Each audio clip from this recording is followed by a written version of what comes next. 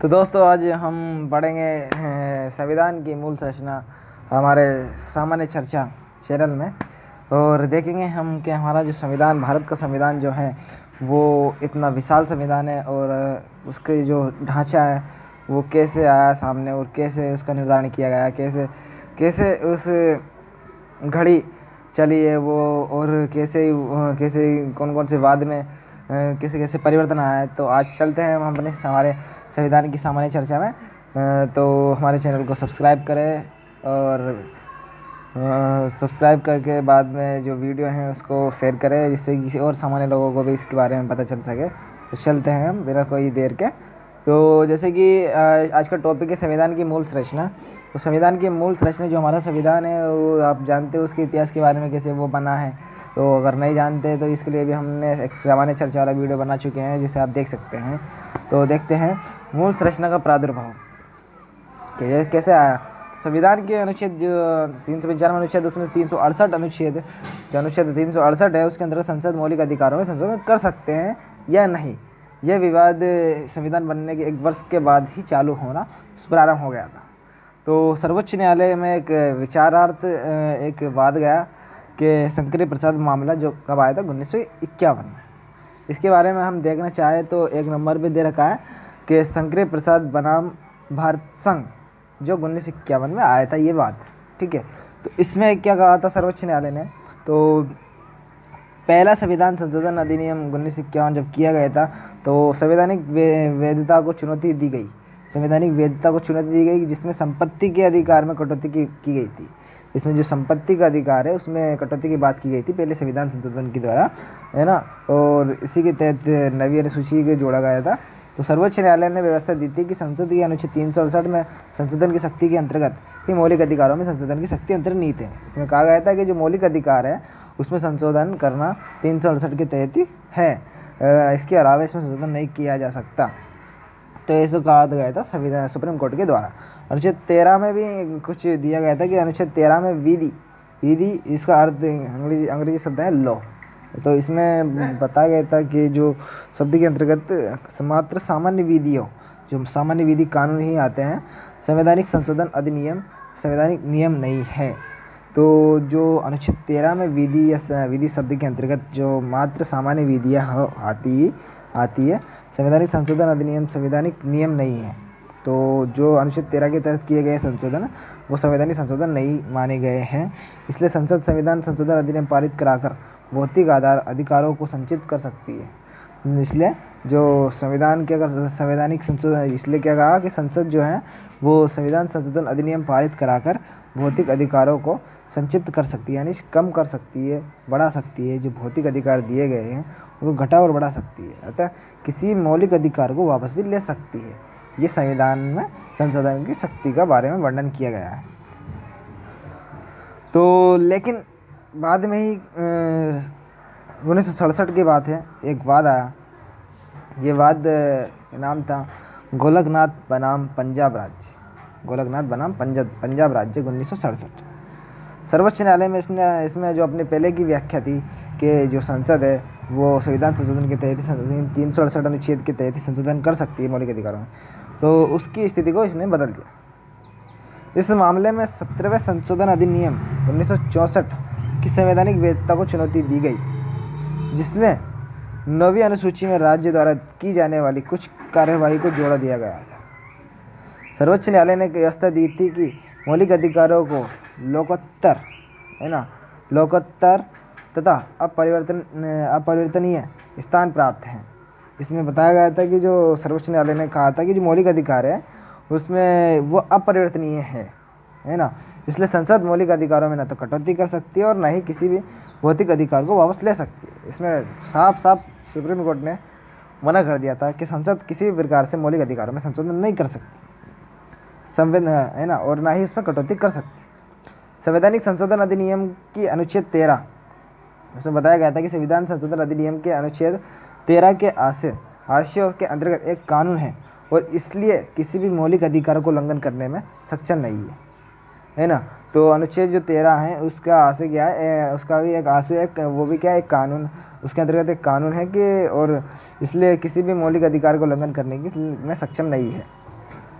और इसके साथ ही जो गोलकनाथ मामला 1967 में सर्वोच्च न्यायालय की व्यवस्था की प्रतिक्रिया में संसद ने क्या किया था कि इस निर्णय को, सुप्रीम कोर्ट के निर्णय को बदलने के लिए वर्ष 1971 में 24वें संविधान संशोधन किया और अधिनियम लेके आया। और इस अधिनियम के तहत अनुच्छेद 13 और अनुच्छेद 368 में संशोधन कर दिया गया। दोनों में संशोधन कर दिया गया। घोषित किया गया कि अनुच्छेद 368 के अंतर्गत संसद को मौलिक अधिकारों को सीमित करने अथवा किसी भी मौलिक अधिकार को वापस लेने की शक्ति है। और ऐसा अधिनियम अनुच्छेद 13 के आशयों के अंतर्गत एक कानून नहीं माना जाएगा, है ना। और एक जो ऐसा अधिनियम आएगा वो अनुच्छेद 13 के आशयों के अंतर्गत एक कानून नहीं माना जाएगा। हालांकि बाद में जब एक वाद आया, केशवानंद भारती मामला, ये वाद जो है 1973 में आया था और इसका केस का पूरा नाम था केशवानंद भारती बनाम केरल सरकार 1973। इसमें सर्वोच्च न्यायालय ने गोलकनाथ मामले, जो गोलकनाथ 1967 में आया था, उस मामले में अपने निर्णय को प्रत्यावष्टि यानी चेंज कर दिया, ओवरऑल कर दिया, और कहा कि इसमें 24वें संविधान संशोधन अधिनियम की वैधता को बहाल रखा, कि जो वैधता है वो बनाए रखा, और व्यवस्था दी थी कि संसद मौलिक अधिकारों को सीमित कर सकती है अथवा किसी अधिकार को वापस ले सकती है। साथ ही सर्वोच्च न्यायालय ने एक नया सिद्धांत दिया, संविधान की मूल संरचना का। तो संविधान की मूल संरचना का जो सिद्धांत आया वो यहीं से चलकर आया। इसने व्यवस्था दी कि अनुच्छेद 368 के अंतर्गत संसद के अनुच्छेद जो 368 इसके व्यवस्था दी थी कि जो अनुच्छेद 368 के अंतर्गत संसद के संवैधानिक जो अधिकार है उसे संविधान की मूल संरचना को ही बदलने की शक्ति नहीं देता। इसके अर्थ यह हुआ कि संसद मौलिक अधिकारों को सीमित नहीं कर सकती। संसद जो है वो मौलिक अधिकारों को सीमित नहीं कर सकती। यह अर्थ किसका हुआ? ये संरचना का हुआ, संवैधानिक संरचना का नहीं कर सकती, अथवा वैसे मौलिक अधिकारों को वापस नहीं ले सकती जो संविधान की मूल संरचना से जुड़ा है। तो सुप्रीम कोर्ट ने यहाँ पे मूल संरचना का दावा किया कि संविधान संशोधन कर सकती है, और उसने जो पहले 24वें संविधान संशोधन संसद ने किया था उसको भी बनाए रखने के लिए उसने वहाँ पर सिफारिश किया, वाद किया और बताया कि संसद संशोधन कर सकती है, सीमित कर सकती है। लेकिन यहाँ पे एक अवधारणा आई थी मूल ढांचे की केशवानंद भारती मामले में। तो केशवानंद भारती मामले में मूल ढांचे का बताया गया था, जिसमें मूल ढांचे का सुप्रीम कोर्ट ने बताया कि मूल ढांचा जो है वो क्या है और संसद क्या है, सभी में संशोधन कर सकती है लेकिन मूल ढांचे में परिवर्तन नहीं होना चाहिए। ऐसे में जो संसद इस बताया गया है कि जो मौलिक अधिकार हैं संवैधानिक अधिकारों का, उसे संविधान में मूल संरचना को ही बदलने की शक्ति नहीं देता। इसका अर्थ यह हुआ कि संसद मौलिक अधिकारों में सीमित नहीं कर सकती और अथवा वैसे मौलिक अधिकारों को वापस नहीं ले सकती जो संविधान की मूल संरचना से जुड़े हैं। तो संविधान के मूलभूत ढांचे के सिद्धांत को सर्वोच्च न्यायालय द्वारा ही इंदिरा नेहरू गांधी मामला, तो सुप्रीम कोर्ट ने क्या करा कि जो इंदिरा नेहरू गांधी मामला आया था 1975 को, इसका पूरा नाम क्या था?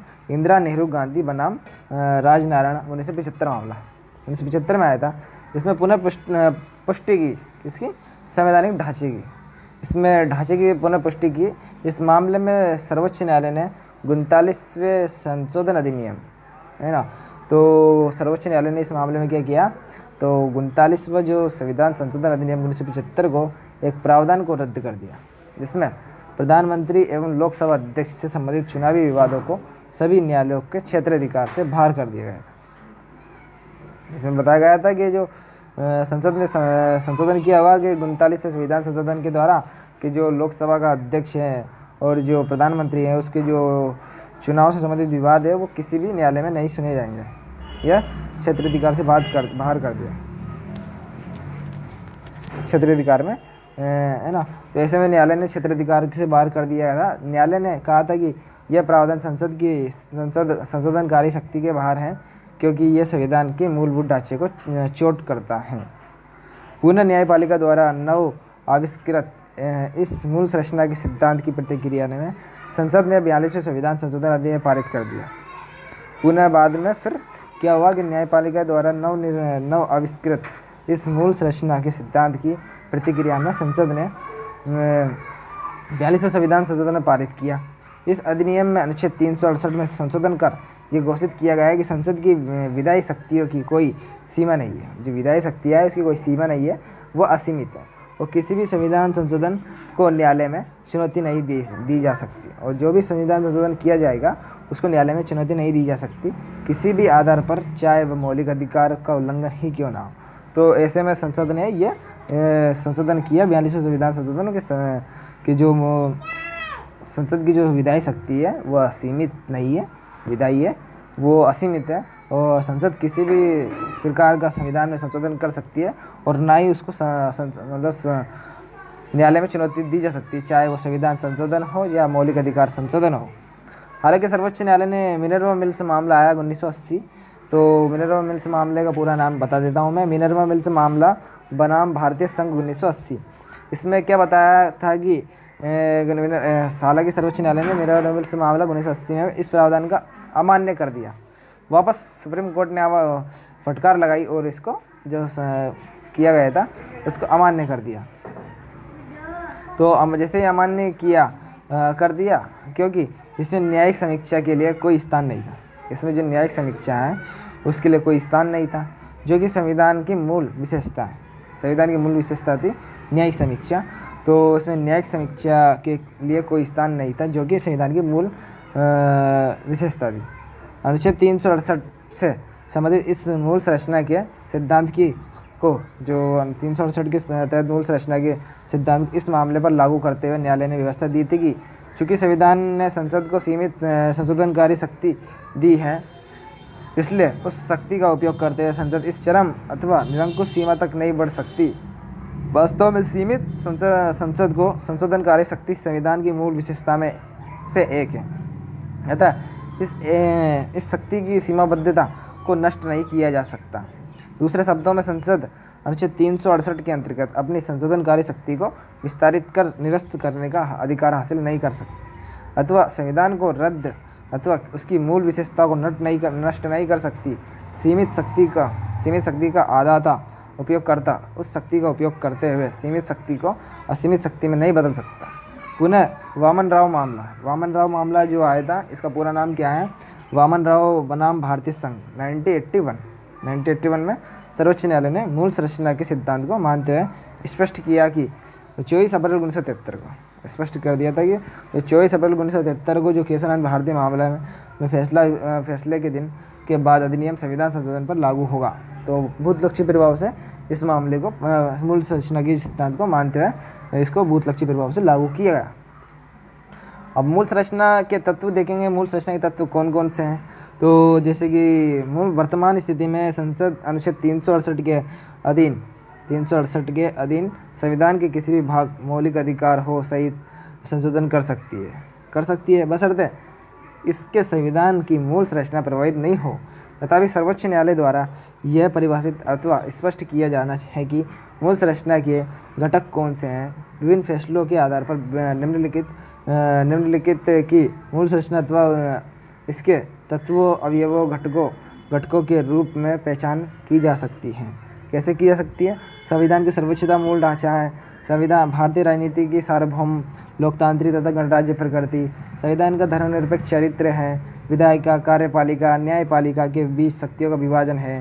संविधान का संघीय स्वरूप है।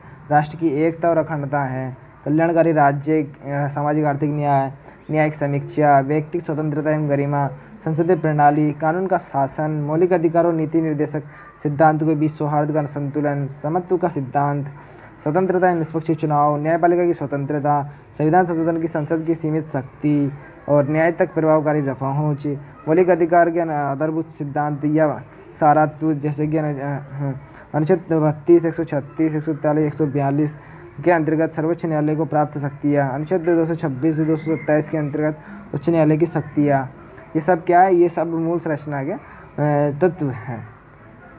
अब देखेंगे कि संविधान के जो मूलभूत ढांचे का विकास कैसे हुआ। तो सबसे पहले केशवानंद भारती मामले में मौलिक अधिकारों का मामला के नाम से भी विख्यात है। इसमें मूल ढांचे के तत्व निर्धारित किए गए थे। संविधान की सर्वोच्चता, विधायिका, कार्यपालिका, न्यायपालिका के बीच शक्ति का बंटवारा, गणराज्यात्मक लोकतांत्रिक स्वरूप वाली सरकार, संविधान का धार्मिक चरित्र, संविधान का धर्मनिरपेक्ष चरित्र, संविधान की संघीय चरित्र और भारत की संप्रभुता, एकता, व्यक्ति की स्वतंत्रता, गरिमा, एक कल्याणकारी राज्य की स्थापना का जनादेश, संसदीय प्रणाली, ये मामले में जिसमें आपके ऐसा भारतीय मामला में ये ढांचे को निर्धारित किया गया था। दूसरा इंदिरा नेहरू गांधी मामला 75 में आया था, चुनावी मामले के नाम से भी विख्यात है। चुनावी मामला इंदिरा गांधी चुनावी मामला। भारत की एक संप्रभु लोकतांत्रिक गणराज्य है। व्यक्ति की परिस्थिति एवं अवसर की समानता, धर्मनिरपेक्षता, आस्था एवं धर्म की स्वतंत्रता, कानून की सरकार लोगों की सरकार नहीं, कानून की सरकार लोगों की सरकार नहीं अर्थात कानून का शासन। न्यायिक समीक्षा, स्वतंत्रता एवं निष्पक्ष चुनाव जो लोकतंत्र में अंतर्निहित हो। उसके बाद मिनर्वा मिल्स मामला आया 1980 में। तो इसमें कौन कौन से थे? संसद की संविधान संशोधन की सीमित शक्ति है, न्यायिक समीक्षा है, मौलिक अधिकार नीति निर्देश सिद्धांत के बीच सौहार्द एवं संतुलन है ये। उसके बाद में सेंट्रल कोलफील्ड लिमिटेड मामला 1980। कोलफील्ड लिमिटेड न्याय तक प्रभावी पहुँच ये भी मूल ढांचा था।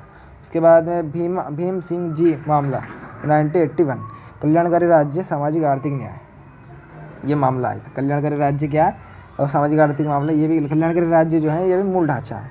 एसपी संपत कुमार मामला, कानून का शासन, न्यायिक समीक्षा। उसके बाद में पी संबा मूर्ति मामला 1987। कानून का शासन, न्यायिक समीक्षा, इसमें भी ये बात की गई थी। एमपी संपत में भी ये बात की थी। दिल्ली जुडिशियल सर्विस एसोसिएशन मामला 1932 से 36 सर्वोच्च न्यायालय की शक्तियाँ। इंद्र साहनी यह मंडल मामले के रूप में चर्चित है। कानून का शासन होना चाहिए। कुमार पदम प्रसाद मामला 1992। न्यायपालिका की स्वतंत्रता। और कितोह होलोहोन मामला 1993 दल बदल मामले के रूप में चर्चित। स्वतंत्र निष्पक्ष चुनाव, संप्रभु लोकतंत्रात्मक गणराज्य ढांचा। रघुनाथ राव मामला 1993 समानता का सिद्धांत, भारत की एकता और अखंडता। SR बम्बई मामला, तो इसमें 1994 में हुआ था। ये संघवाद, धर्मनिरपेक्षता, लोकतंत्र, राष्ट्र की एकता, अखंडता, सामाजिक न्याय, न्यायिक समीक्षा। उसके बाद में और भी कई सारे मामले आए थे, तो जैसे कि एल चंद्र कुमार मामला, एस इंदिरा साहनी सेकंड मामला 2000 में आया था। ये ऑल इंडिया जजेज एसोसिएशन मामला 2002 में। कुलदीप नायर मामला 2006 में। एम नागराज मामला 2006 में आया था। ये भी कुलदीप नायर और नागराज दोनों मामले 2006 में आए थे। IR कोयला मामला 2007 में आया था। अनुसूची मामले के रूप में चर्चित है। ये नवी अनुसूची मामले में चर्चित है। IR कोल्लेल मामला। राम जेठमलानी मामला 2011 में आया था। नमित शर्मा मामला 2013 में आया था। मद्रास एसोसिएशन मामला 2014 में आया। तो ऐसे कई सारे मामले आए और उनको अपन ने देखा है। तो ये हमारा आज का टॉपिक समाप्त होता है और उम्मीद है आपको समझ में आएगा। तो धन्यवाद।